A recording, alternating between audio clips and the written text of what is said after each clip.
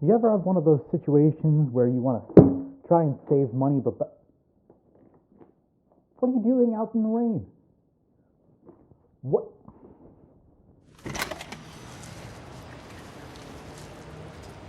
What are you doing out in the rain? It's cold out there. Sheesh. Anyway, as I was saying, do you ever have one of those situations where you want to try and save what you can, even though you can afford to spend a little bit more? So you try to find just what you need for the lowest price you could possibly find. And then it ends up just biting you and you end up having to spend the money anyway. Well, that's sort of what happened to me this time. Let me show you real quick. So pardon the mess, but this is my under construction workstation setup. I'm thinking maybe I'll do a video on it sometime soon to show my little workflow and how I'm trying to kind of use the space I have to make a functional and sort of office space or creative space. But going back to what I was saying about trying to spend less and end up having to spend more.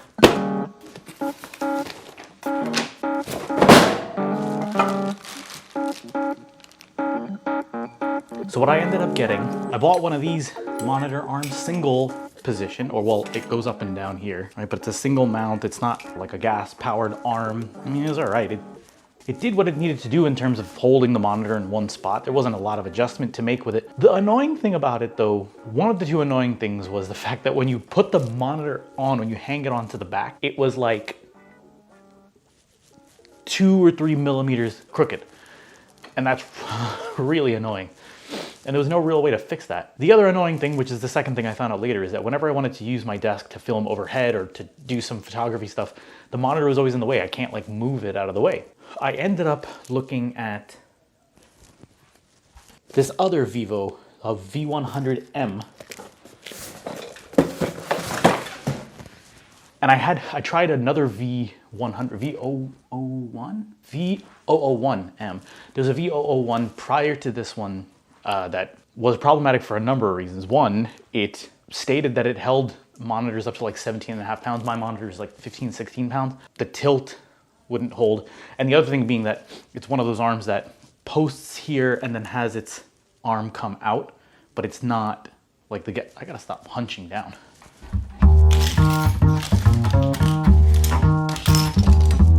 So this V001 mount, this particular one that I have right now that I'm gonna end up returning, it's a sort of upgraded version from the V001 that I had prior to this one.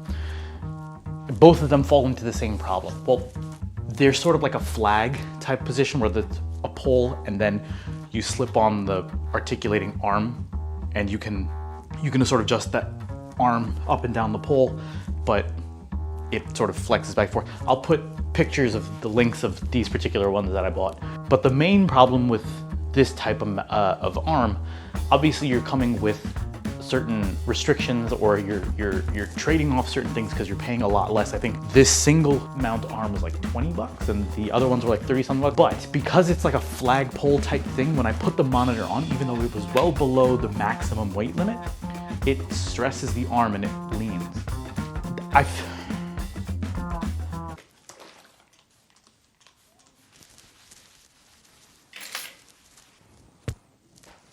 But I felt like there were too many restrictions adding up on each other and I was just like, there's not a lot of easy use with it. The one before this one not only had the same problem of leaning over, but the tilt function of the computer screen wasn't staying up.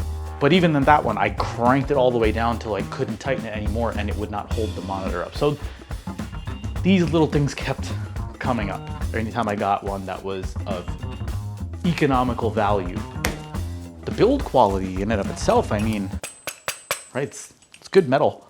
In comes Ergotron. Now, whenever I watched reviews, it was always Vivo would pop up, Mount it would pop up here and there. Ergotron kept popping up too, but Ergotron was always the premium version because they're expensive. Ultimately, after trying all of these, I said, you know what? So I ordered the LX. Let's see if this is actually gonna work here. Oh! You see here, this thing fits in this smaller space, which is great. Oh, focus. You have to loosen all the screws to get it to actually adjust, and it's difficult to move. That's a good sign that it'll hold it in place when you need it to, because the idea with these, when there's hydraulic articulation, is you can adjust the strength of the hydraulics so that you can move the monitor around with ease, and then when you let it go, it stays where it is. What's also nice is they include Phillips head screws as well as these thumb screws to actually place the VESA mount on. Here's an interesting warning. When you're installing it and you bow down to it, make sure you don't hit your face. It's useful advice. Since I'm already starting to give my opinion of this device, I may as well just mention that I actually like how the instructions are laid out. You look at this first page, it basically just divides the page in half and it gives you the step-by-step. It's kind of like an IKEA instruction booklet. There are several adjustment points, and that these adjustment points need to be tailored to the device that you're mounting on there. And then from that point on, it categorizes the adjustments based on which articulation. There's multiple moving parts, which I like because it gives more versatility, but at the same time being very simple to put together.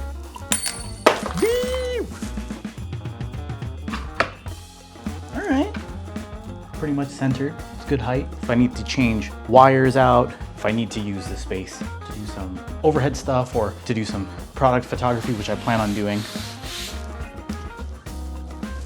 pretty good. But for me, so far, the Ergotron LX, I like it. I'm gonna keep it. And then maybe when all this is done, I may do a little tour of the desk to show you what my setup is like.